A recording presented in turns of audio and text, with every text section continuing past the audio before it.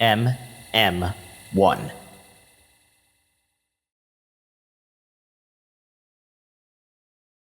Hello and welcome to a special edition episode of MM1. I am Alopex, joined as always by Caleb Robotman Besad. Hey Caleb, welcome everyone. in. We are having our special LAN preview for the World Series of DoD coming up in 5 days, 6 days? Yeah, we're not going to say when we're recording this, but it is on August 1st. So we're talking Oh, that well, Friday is like when they have three that months from draft. now, then, Yeah. right? 3 months from now. Yes. Yeah, Yeah. No, we recorded this we're so far in absolutely advance. on the ball. So, Yes. Some of this information is still accurate. well, so on August 1st, that is the Friday. There will be a draft sign up for that day, and it appears that it is going to be two different drafts going on. Last I saw, that is going to be Yeah. a Yeah. very They have a chance for two drafts, or they have a chance to have 60 computers and they can do one big draft of 10 teams. It's still up in the air. However they do it, this is like the practice that everyone's going to get. There's not going to be scrims on computers before matches. It's like Friday is when you get used to, are my settings right? Uh, like, is my mouse accuracy where I want it to be? Does my microphone work the way I want it? Because like you're sitting at a computer that's not your granted playing these drafts, so you're literally just working everything from stage one, and then having, let's say you play 6 matches in the draft, 4 minimum. That's a lot of time at the computer to make sure everything's right before you head into Saturday. right. You're getting used to the field essentially, right? So Yeah, yeah. you might be coming from the pristine practice facilities of a full turf of your thing, or you might be like CK's desk. Anyone ever seen CK's desk? How in the world does that man hit a headshot, hit anything when he has Yeah, like it's he's got like less than 3 inches of mouse movement going on, and yet the man cannot miss. I don't understand it. it was pristine 20 years ago. That's what having kids does to you, I guess. Oh my god, yeah, yeah. All It's right, so well, dementia that burden. actually leads us into my favorite way of thinking about this is on the beginning of August we're having let's see, there's about 12 teams, so about 100, no, not 100, 60, 70 old 72. sweaty old sweaty guys. Actually, is Laura or Jane coming? Most 99.9% guides way past their prime, all converging to play a video game. Yeah, and also like this is a hobby that most of us like came back to at least 4 years ago, or around that time, around the pandemic was like when a lot of us came back. So like there's a lot of practice under our belts for a lot of these players, and also like some of these teams have been together for 1 or 2 seasons, and or they've had chemistry together with half of the team for like multiple seasons as well. So there is going to be a lot of good team play. This is all pugs coming together. And even if it were pugs, it's like there's more chemistry here than meets the eye for some of these teams. Now, I wanted to ask you about that. You have been to DoD lands in the past. In fact, Yeah. I think you won a land in the past. Am I Yeah. So the only thing I ever won was a 3v3 LAN counts, baby? that was in, Counts, yeah, baby. where the best player was me on my team, and then the other best player was Cameron. And it was lopsided. Don't be It giving was, details. yeah. Just be like, yeah, I'm a land champion. That's all you need to put Yes. out. Yes. Okay, so Uh, yeah. comparing now to the heyday of DoD back in 2005, right? 2005, 2006. Mhm. Where do you think the skill level is now compared to then? This is really, really contentious to me. I know people like Will and Corey will say that like the player now, if they were playing against the player then, would sweep the floor. Would be no competition. And I think that there's a few things to take into consideration. The movement has really advanced in this game, like just the crouch tapping, how much you can move without making noise. All those things have developed over the years. Grenades have gotten infinitely better than they used to be, and even if they weren't as good as they used to be, like the amount of people who can throw good grenades is way better. I think a really good example of talent back in the day is Strife. Strifeko was notorious for being known as the player who could aim, but couldn't throw a nade to save his life. It was basically Big Bird if Big Bird was as good as our best rifle today. And when you have that kind of discrepancy in like what you're good at, it's hard to be the best player in the game if you can't break middle from anywhere in the middle. So taking like these factors of like how the gameplay has advanced over the years, I think there's some players back then that could learn these new things and be good and be some of these top players. But like I think that there's a threshold of like a top 10%. The top 10% of O5 could easily compete with the top 10% today if they had a little bit. But if you're looking at Kawhi of O5, KTB Gold of today, I think there still is going to be a lot of like discrepancy of like some of those Kawhi teams. They're not going to know all the grenades. They're not going to even want to learn. They're going to be stubborn. They're not going to run routes. I mean, that was the reality back then. You would just freestyle, and if you were better, you'd win. So, like, I think that the team play today, along with the grenades, the movement, the better peripherals, like there's a lot of factors to why today's players are very good. And I think that there's a few teams today that probably could win CPL 05. Also, I also think that there's a base level that we've established as a community of players. And like we're sending 72 of like out of the 72 players, probably 70 of them are of this base level of the comms on all the maps. Damn, you don't have to call When out you're stuff like laning with that. somebody, yeah, when you're laning with somebody, you can actually work as a unit, and like there was Cal M teams, there were Cal I teams that like didn't even have that base level back in the day. So like the threshold of entry when it comes to like game awareness and map knowledge is much higher today than it used to be. And like that alone is enough that can like make a team skilled have a chance to beat a team who is more skilled, depending on the map, depending on the matchup. So let's just go down the line of what they got. What do you think? Yeah, this is straight from the Google document. We're starting with Dice. We're ending with Wait. Dice is a team that I'd say 4 out of these 6 players have played together for at least one season. It's Stealth, Die Life, Gorilla, Element, War Child, and Kaboom. This team, when I look at it at a glance, it does look like it's like a little bit shaky in the heavy department, and that would make maps like Lennon usually kind of a. But then they have players that can flex into that department role in Lennon. Lennon isn't as much of a concern for them because like Paul Kuhn I was and about to say Kaboom Gorilla's are got both got very Lennon down. exactly. Yeah, and that's the benefit of having a player like Paul Kuhn who can flex into different roles, who has been a sniper for a long time, but like that wasn't his whole career. And then also when he's playing with other snipers like Stealth, he can flex into that heavy role. Or when he was playing for Volvo, he was able to flex into that rifle role, and he was able to go well. Really, like Paul, I think was one of the best fraggers of last season, if I remember right. And it's just like his ability to flex into different roles. Obviously, in the draft, he's going to be a really high priority captain. But just on this team, I think Paul's going to be one of those next. You have Element coming to his first land. That's going to be a little bit nerves right there. But Element is like one of the better third rifles. And then a lot of those players can flex in. So it's not a roster where all the primary classes are well balanced, but it's a roster where they can flex to fill those imbalances. Dice is on my card to make to the top 4. I think Now, might I be it's biased because this is yeah. most of my friends? Maybe, but also I think that the level of teamwork that they have, and they've been scrimming nonstop. I think they have a good chance of reaching that semifinal stage. If they're not top 4, they are number 5.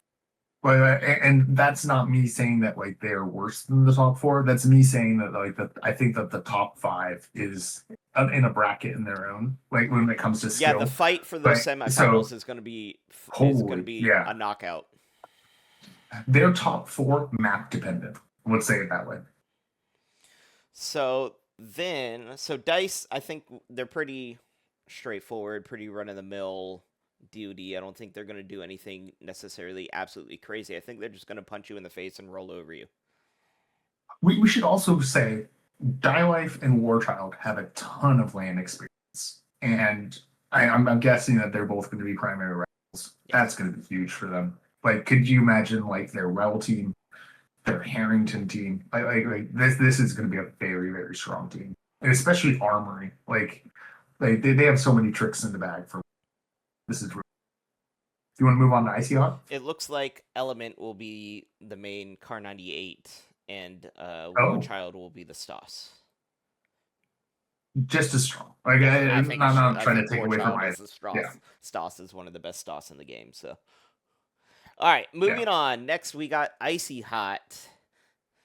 Icy Hot being captained Uh, by Kanga. We got Shanality. We got Sick. We got Monday. We got Vertex and Hildebrand rounding out the roster. I think that a lot of people see this right lineup and they think like top two. I think top two. I'm thinking top two going in. Like, Yeah, you know, they've had multiple seasons of experience together. where they won, haven't they won a KTP or They have the not won KTP, but they've been second place or third place like every time. yeah, I think they are absolutely a favorite, not just to hit that top four we were talking about with Dice, but a favorite to win it all if they get hot at the right time. Yeah, there's a few players who don't have a lot of LAN experience. I'm not going to make an 0-22. It could.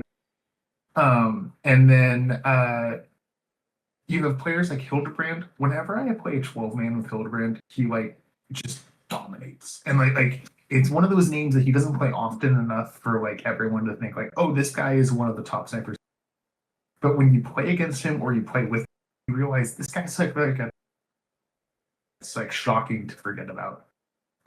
Having him, Justin Lynch, who's like one of the top three players a day, like at any given moment, Mm-hmm. Sick and Sean, who are a great rifle duo. Vertex also. I mean, Vertex is also like one where it's like they're all like top five players of their classes, and they all have chemistry as well. It's really really solid. I And think they've all played together before, right? This isn't a the only new. weak spot in this is they used to have bees on this lineup, and bees being a CPL champion experience to this, but I don't think that that's going to too much. But obviously they're missing bees, but it's not like they're missing talent at all. So Vertex is going to be rifling. That was one that I was wondering about whether he was going to take up a rifle or a heavy. Uh, he Really? Okay. he has said he is going to be rifling for this tournament. Does Mhm. that change? Because when I think of Vertex, obviously you know, he's one of those players that if he's in a 12 man, he's playing whatever gun he wants at any time. Yeah, Uh, but when Vertex is playing in leagues, I think of that clip where he's on underpass on Lennon and he kills four guys with like five bullets with the Grand. Like it's yeah, like he kind of like was one of these pioneers of the crouch tap movement of like he's when he came back and he was doing it, a lot of players were noticing it and they picked it up. I want to say that Sick learned it from him. And like his movement is pristine, his aim is pristine. so He's going to be a very dominant rifle. the thing that I'm talking about though is about Sick is because we have Duality and Vertex on the main rifles that will put Sick down on the Stoss for the Axis side. Yeah, and it is going to be interesting. Maps like Railroad, like Sick is usually a guy that doesn't go train. I don't know if that's really going to change much because he's obviously a very good player.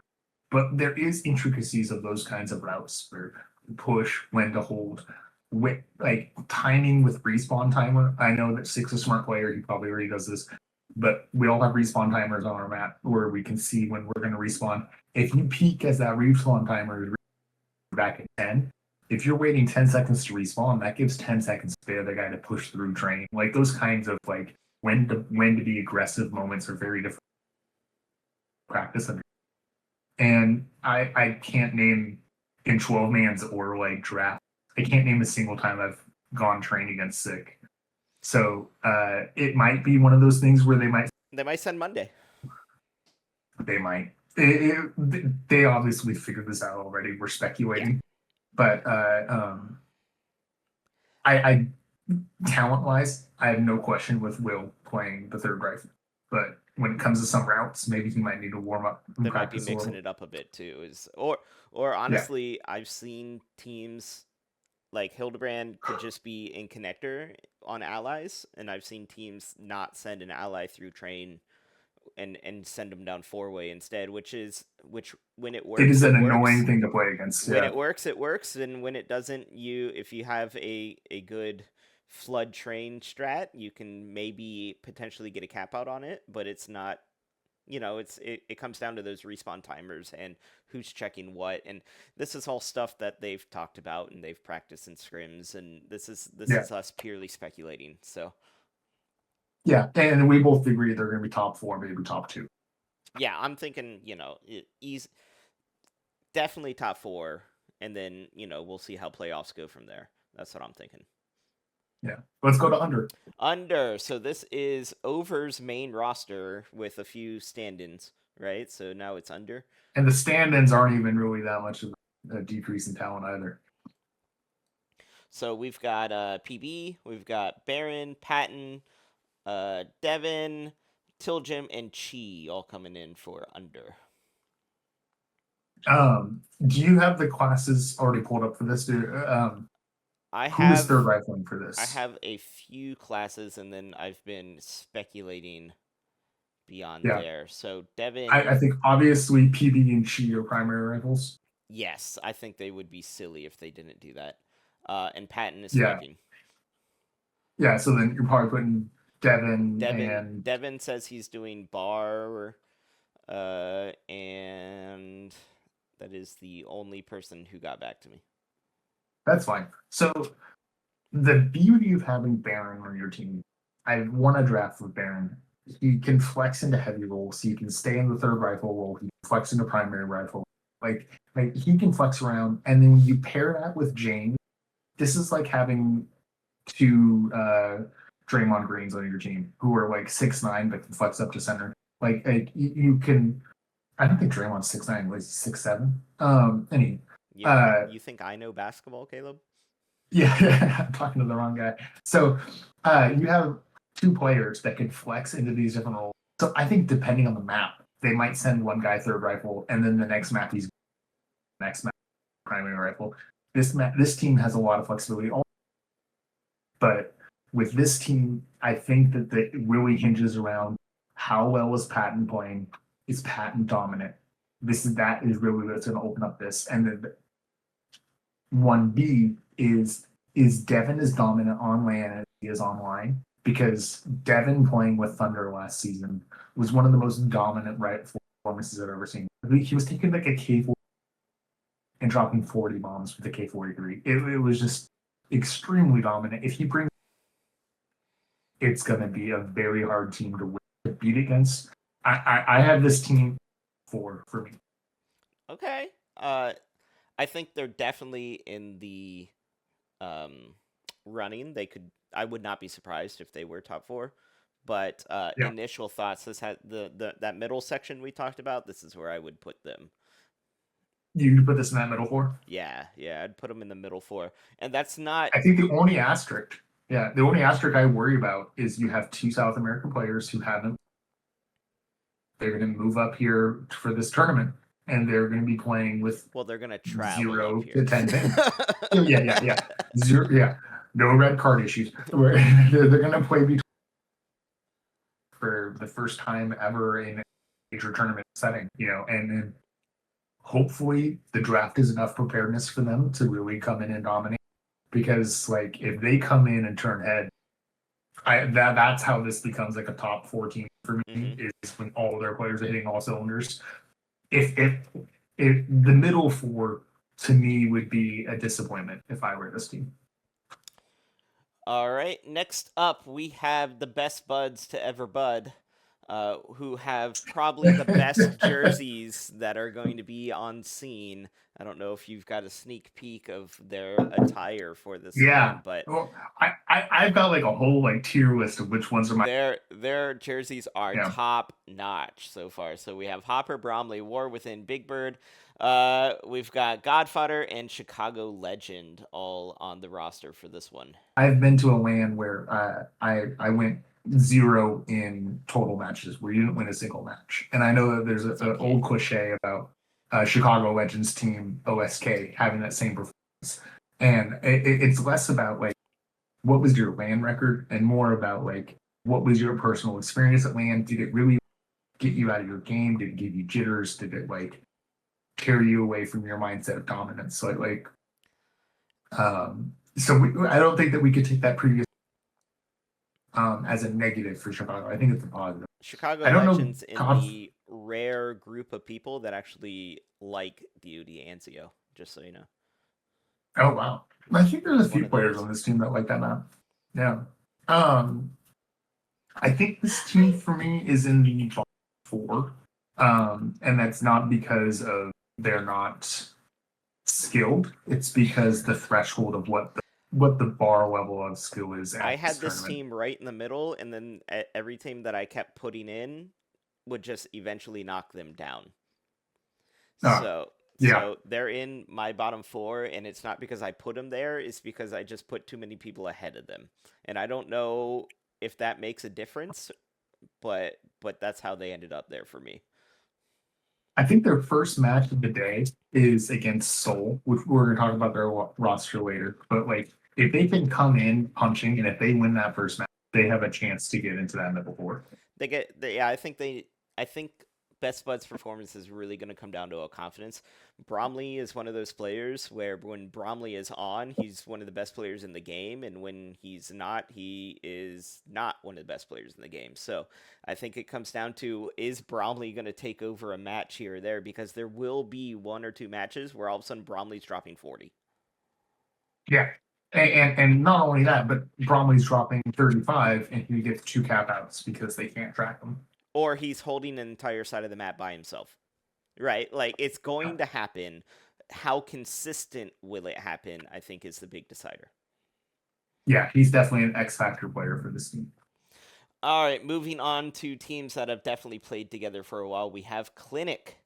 We have Yeah, Tomfoolery, Candyman, Vic, Schmaltz, Allen, Suave. Apparently, Debo is on the roster, but I don't think he's actually going to show up. yeah, yeah. The troll is that like he doesn't even have plane tickets yet. But I this is that team where we've talked about how hard it is to do the top 4 and Mm-hmm. middle 4. And if we thought there was 5 teams, there's probably 6 teams that can be in the top 4. This is 16, and it depends how well Debo plays on land, and if they play Allen, it I mean, depends if Debo plays of on a land. pin that too. But if Allen and or Debo are exceptional on land, because like Allen, we know his skill floor, what that is with 115 ping. If you shave 100 ping off of that ping imbalance, I think that's really going to improve who he is as a player. Now, And he, did you, at any of the lands you went to, was there anyone that came in that usually has high ping that then was on the land? uh, Do you have I to mean, yeah, relearn how to play some aspects of the game because you're so used to it sucking? there is aspects of priming grenades, a little bit of movement, also input, like when you're either strafing, when you need to pull the trigger and stuff. Like you'll learn those during the draft, you'll be fine. But when it comes down to when you're watching a player who on their online performance with high ping, they're shooting through a lot of targets. That's going to shore up, and then they're going to be hitting those. I don't have the same ping disadvantage from Alaska to the East Coast, but that ping disadvantage from Portland, Oregon, I know that personally I get a land buff just because I'm hitting better. And for some reason, when I'm in that 70 to 80 ping range, everyone can hit me, so it doesn't matter that people can still hit me. Mm-hmm. It's like when I'm pulling the trigger and it's actually getting, I take more advantage and I create more space for my team. Allen's gonna be doing that in spades if he really pops off. Now, Alan, a certified Anzio hater, so he's on the other side. So Yeah, Anson is one of those maps where it's hard to it's like it. it's Yeah. that is the number one map that most people say they either love or hate. So that's what I judge a lot of people on. No, there's no takeaway. I just think it's fascinating of who likes what map. Yeah, this is also one of the few rosters that have 7 players. I don't know if that means they're going to be swapping Yeah, they got points or seven getting hard for people. that strategy. I still don't have confirmation they will have 7 people, but it is possible. Exactly. It is possible. Yeah. All right, And then then we teased it, but this is the team that has some of the most experience. this is the team that this is the hardest was the hardest for me to place. So this is the team that I went back and forth with dice of who was in that top 4 slot. Yeah. So you put them in the bottom. You put them in the middle 4. I only because I think dice is going to knock them down. But Yeah, I would not be I surprised have if them in they the were middle there 4. and dice was in the. You know what I mean? Like this is Yeah. purely speculation. So then we go Yep. to a team that I have in my top 4 of G Skill with Taylor, Milo, Gall, Motive, Greets, and Team Owner. And this team just won KTP. Um, I think they did it in 2 maps. I could be wrong for the finals. Um, you have one of the best heavy duos in the game with Taylor and Milo and Taylor like have passive and aggressive switches that they can both alternate, and it's just very hard to play against. Um, This is I a team to me that does not have when you list your strengths and weaknesses out. This is a team for me where I'm grasping at straws for weaknesses. we were talking about Icy Hot, like where their weaknesses. This is even more stable, and you have a player like Greets who he can take 5 months off and come. That's a certain skill, and I'm sure he's practicing before this tournament. And by the time the tournament starts on Saturday, where the match start to count, uh, if he is on his game, like I'd be shocked if this team isn't number 1. Yeah, I don't think there's a lot to talk about with this team because this is a team that's been together for a while, on and off with different iterations, different players here and there. This is a team that is harkening back to the old LAN days. Their LAN attire is some is a throwback. So Yeah, they're letting you know that they have old school LAN experience and they're not afraid about it. And this is a team that I think if they win it all, no one will be shocked. they have LAN experience. They have team experience. I mean, the LAN experience where they're lacking. I don't think that Frank or Milo have been to LANs before, but Taylor's been to LANs, Chuck's been to LANs. You know what I mean? So like they have a stable infrastructure of who makes the shot calls in matches. They have a stable talent level, and I can't think of a map they'd be weak on. So clearly a top 4 team. Right. All right, moving on to Seoul. This is the Stamper brothers with Stamp and Blackhawk. Then we have the Bear, Jackson, Three Sided Quarter, and Shreddies. Yeah, and we've been struggling placing who's going to be in the top 4. I have this team in my middle 4. I think that the floor of this team is higher than like the threshold of the floor compared to the ceiling. Jackson is one of those players that can pop off and not even on a primary rifle. And I've been impressed with Shreddies. Cam has been playing for a long time with for us, and we have the Stamp brothers on rifle, three-sided quarter on this team as well. Like I feel confident. Do you know who is sniping? Is it Three Sided or is it Shreddies? No, I think it would be the Bear. Oh, I forgot. They have multiple snipers on this team. Yeah. And if the Bear's not sniping, they might throw the Bear on third rifle. But uh, again, we were talking about that first match against Best Buds. These two teams playing together. I think that first match on Armory is going to set the tone of how these two teams play on Saturday. Right. Like if they either stumble on that first match.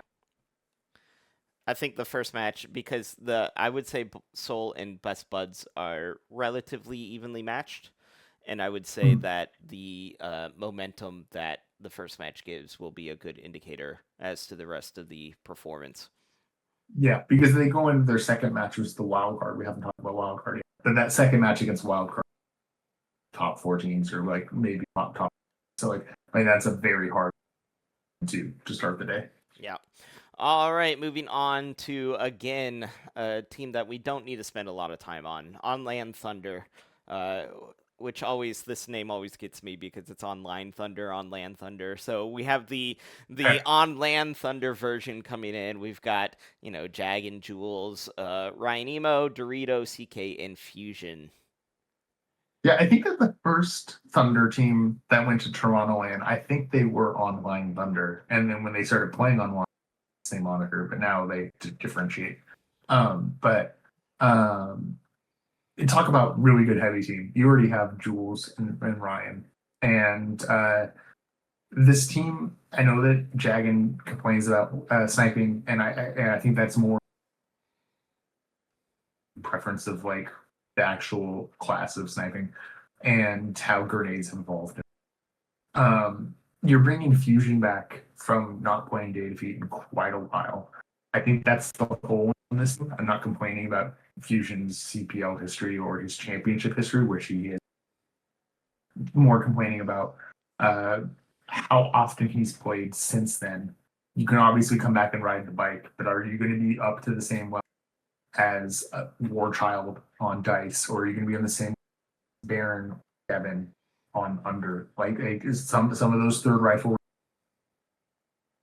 depending on how much backup he can have, and that could be a danger for the. Yeah, so I put these on Land Thunder and G Skill were my first two in the top four category, and then I put almost no thought into them past that. Okay, I have Thunder in the top four. I think that Icy Hot is one step above them, but it would not shock me on a certain map they win by 1 to 10 points. These close nail biters we've been seeing lately. So, with this rounds out my top four. My top four are full now. So I don't, Yeah. We have different top four, but I'm not my but I as think they're well. both full for us. All right, brings us to Unknown Killers, which I think I'm very partial to the logo that was made for them. I think look at this thing. This thing is awesome. And this Yeah. I have a lot of history with this team. I had never played for them, but my brother played for them for two different CP, and Corey is probably my best friend online. Riv is an amazing teammate that I played with for multiple seasons now, and just like being able to like see this team on land is really exciting because like these are a lot of my friends that if I were going to this land, I could see myself as the seventh player. mhm. Like Quinnick has seven, but like going to a concert in Seattle, I'm going to miss this land. But seeing my friends play together, this is exciting. So this is River Oyster, E-Man, Nicholson, Modgers, Corey Prostar. To me, all of these players are players that are we were talking about with Bromley, how Bromley can, there are times where Bromley will be the best player in the server and times where he won't be. Almost all of this roster fits that mold for me. Yeah, and I think also having Modgers win that and that team is huge. Uh, you have experience on land. One of my distinct memories of CPO 05 is Nick like strutting around like E-Man, just like I just dropped 50 with a Stoss on Donner, and just like everyone he would see, he would talk to. So like you have these players. Route assignments is going to be very. You have a lot of heavies on this team. Flex into certain routes or certain maps, but they might not be as strong on other maps. You have players who maybe haven't even rifled on that before.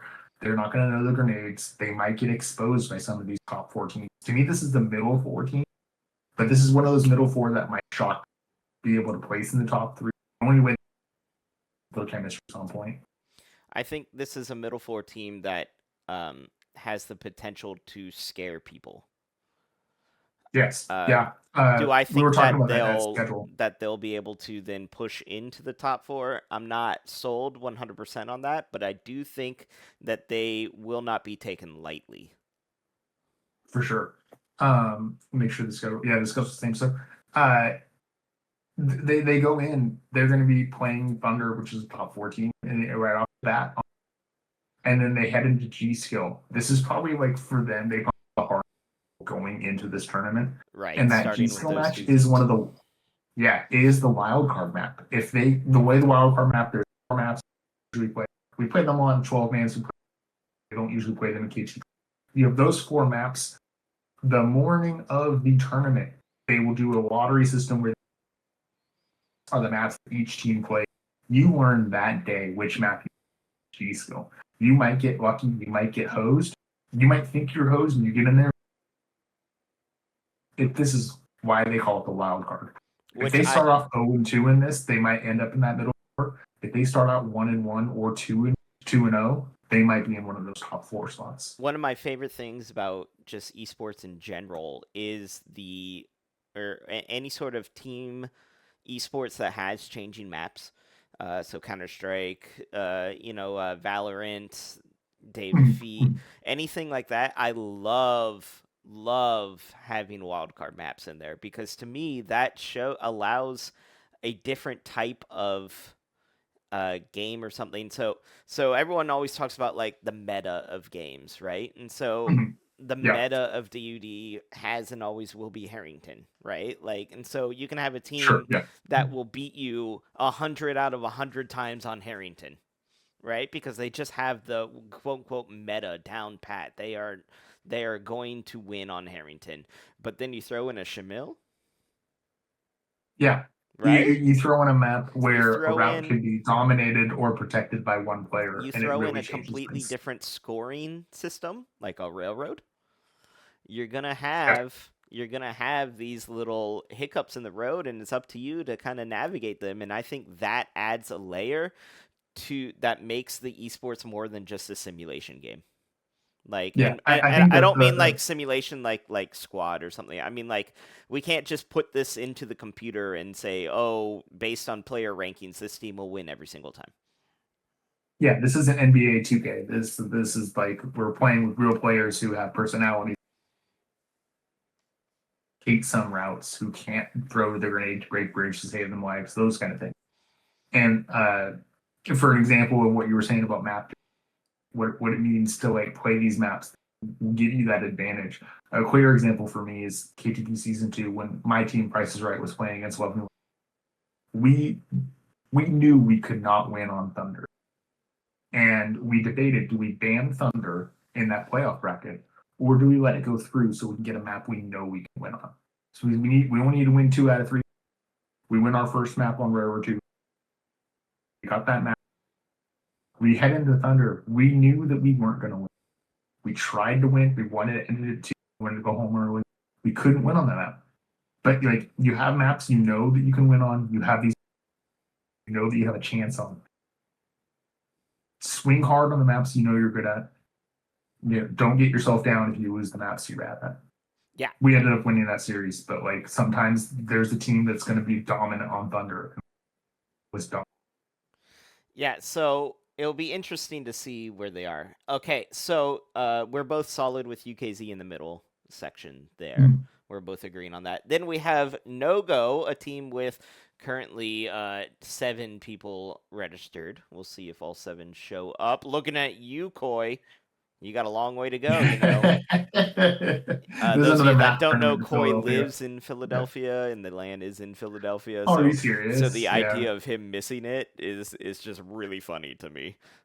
Yeah. He's So gonna drive by and just flip right, everyone right, off. right, because he's literally 20 minutes down the road. Yeah. We got Koi, we got Detro, we got Matthew, T, Twist, Piff, and K Rod rounding that out. Yeah. So this is a team where I think This all is a 7 go ahead. will be there, and they are going to interchange who plays on what map. And so this could be a shot in the arm, or it could be something they trip on from time to time. You kind of want the consistency of the same roster the whole time, but if someone's having a bad day, you also want the capability to switch them out, right? So Yeah, and this is also a team that struggles with some class assignment. I think that if you were to take their first preference of class, Twist, Piff, and Crod have all won some level of KTP before, and I think they all prefer to heavy. And like when you have that level of entry for who's going to heavy, where's your level to entry to rifle? And I've enjoyed playing with all 7 of these players, and I've picked Matthew in a draft in the draft. I picked him to do that primary rifle. I prefer sauce. I like having the more bullets. Yes, I'm not screwed. Go have to do that bolt action on the front end gate. So if they can get their class assignments right, I think they can get out of that bottom.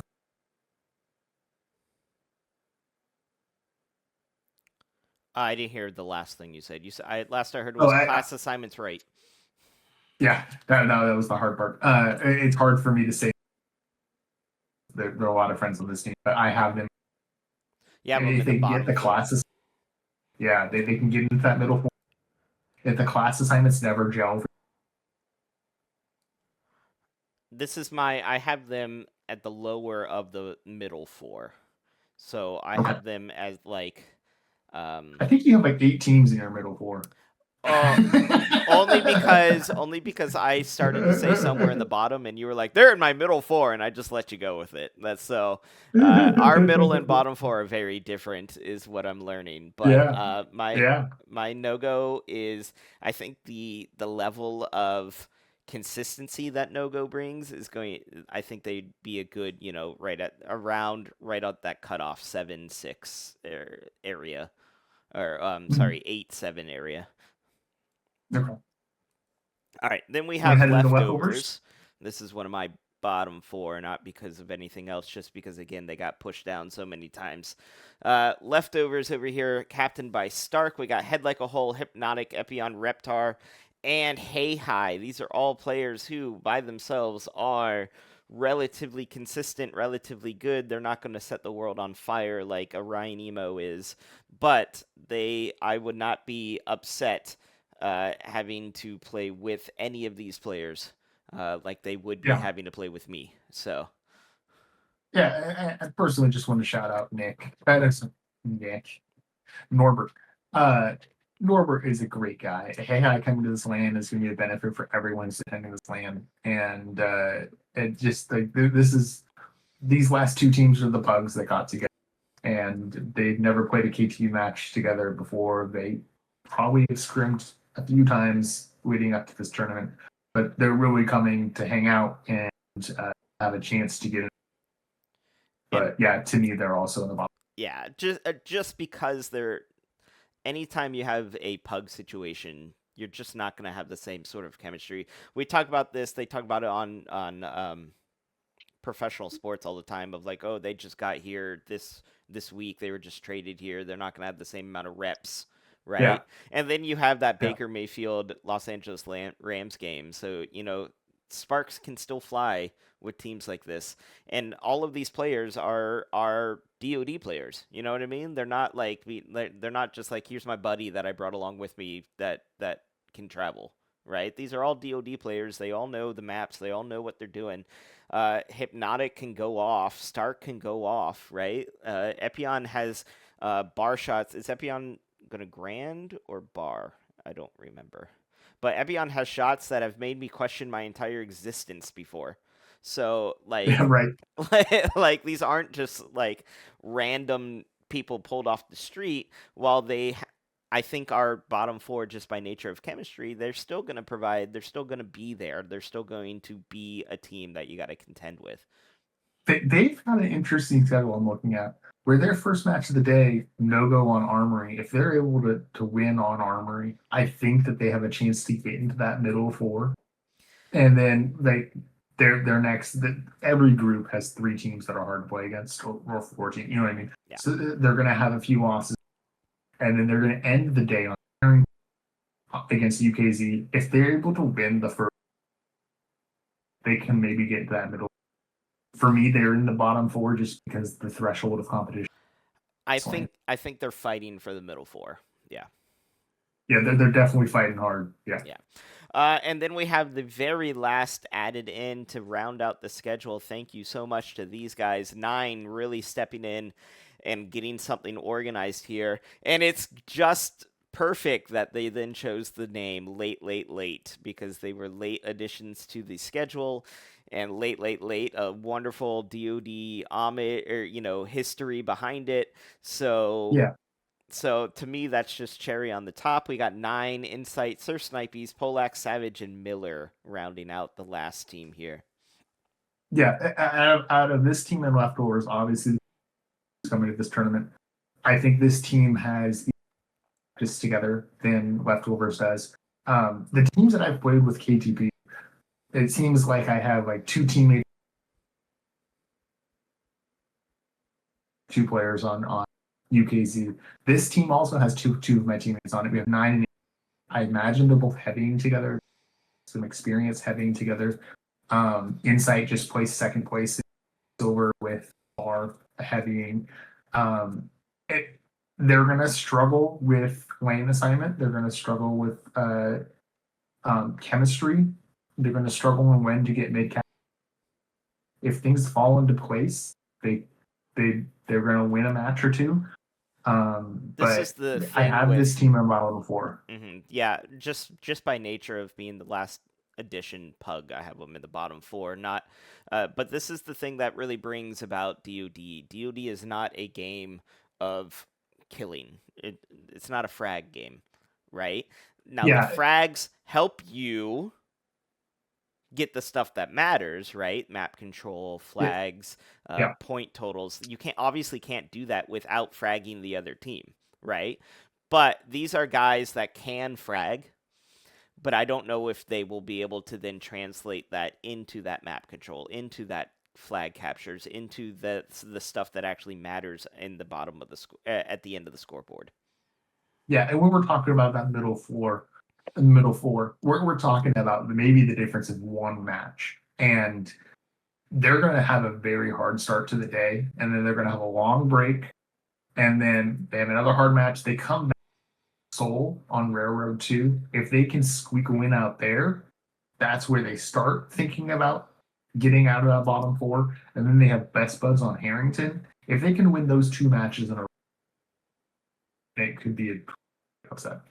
All right, so here are my 3 groupings of top 4, middle 4, bottom 4. Here are Caleb's 3 groupings of top 4, middle 4, bottom 4. If you Yeah, there is a lot disagree of with differences them, in there. Yeah, we definitely don't agree, right? So if you disagree with yeah, them, that is absolutely going to be a thing. And as the old adage is do it on land.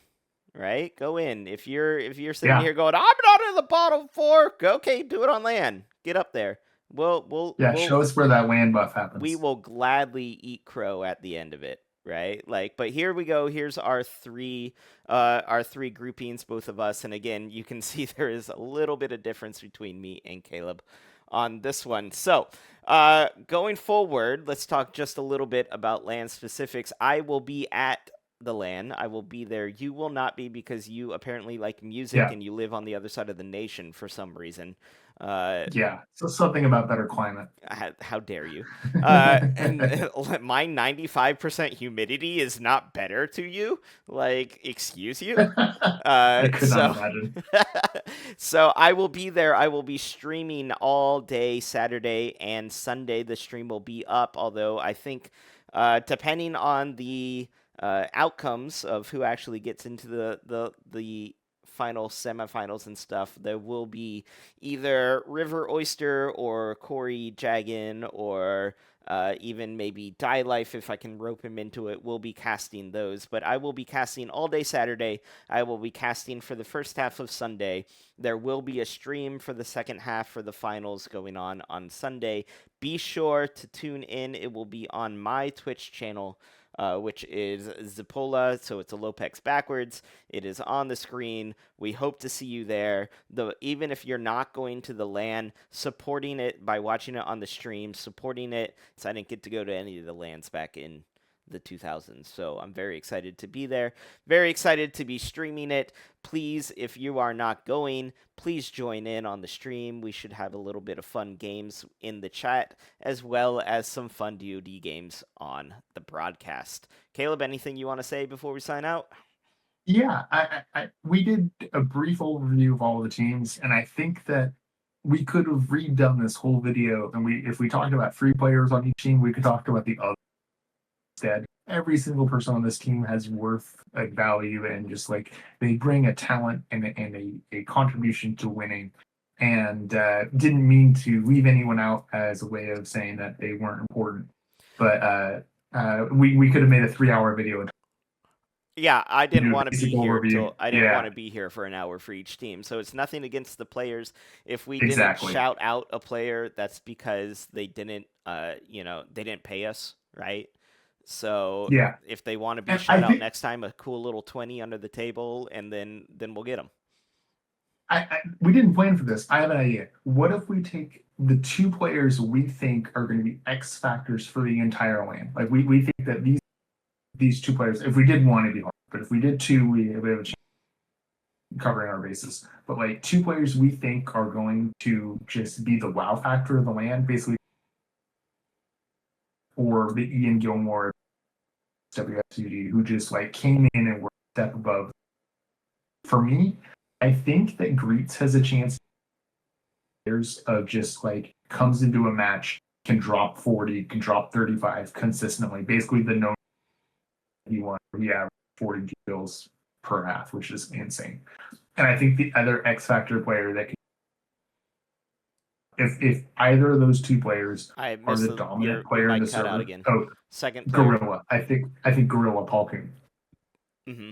If Paul Coon and or Greets, I think are going to be the top 2 performers of this land. If they are that level of player when it comes to this weekend, I really think that either of those to really, really make noise. I'm gonna go slightly different. Instead of X Factor players that are already on the radar, I'm going with surprise players, as in they're going to come in Okay. and surprise some people. I think I mentioned this already, but Epion is my number one, going to come in and surprise some people player. Okay. And then I think my second surprise some player or surprise people, because again, if you we have people that 12 man a lot. I'm not one of those people, right? Like I don't play a whole lot casually 12 man with a lot of these players, so I might not have the best gauge on where they are. And if there's another player that doesn't 12 man a lot, but they're coming in, they can definitely get around a couple people's blinders that are thinking mainly of just the draft and the 12 man pool and not necessarily thinking about other things. So Epion's my number one. My second one is going to be River Oyster. Kellen Yeah. is one of those players that to me can when he's on, and he can really flip that switch. Now, will he flip the switch? It's a better question. But I think if that switch is flipped, I think he will surprise a lot of people. I think Kellen has the highest floor out of the players in this whole tournament, or the players in GTD. Like where it's just like when it comes to basic aim, basic movement, basic like positioning, he is so damn good at these games. When And it comes then to being able to throw niche nade, that's where some of his skill drops off. But sometimes you don't need that to dominate. and then on the flip side, we have people who are going to come in and crash out, and that's obviously Nicholson. No questions asked. Just kidding. God Love damn you, it. Nicholson. Had to get that in there. But anyway, basically, what we're coming down to, right, is granted we're biased since we know a lot of these players. We like a lot of these We're all players. friends with half these people, yeah. Right, right. I mean, DoD is a community game. This is a community-driven tournament, right? So make Yeah. sure that we want to keep that community vibe going, right? This is just a community Yeah. tournament, competition, money on the line, but at the end of the day, it's DoD players playing with other DoD players, and really looking forward to it. And again, if you're not going to be able to make it to Philly, if you're not one of these players on these teams, you are more than welcome, encouraged even to join us. We will be streaming it. We hope to see you there as a part of the community, even if you are not a player in the said tournament. So with that, we are Yeah, going to sign off. Caleb, thank you for your insight as yeah, thank always. you. It was a blast. And maybe in another year or 2 years, we'll have another episode of MM1 for everyone. Yeah, hopefully, yeah. All right. We will see you there. And here we go. LAN info. We will see you on August 2nd on stream. Thank you, everybody. Goodbye.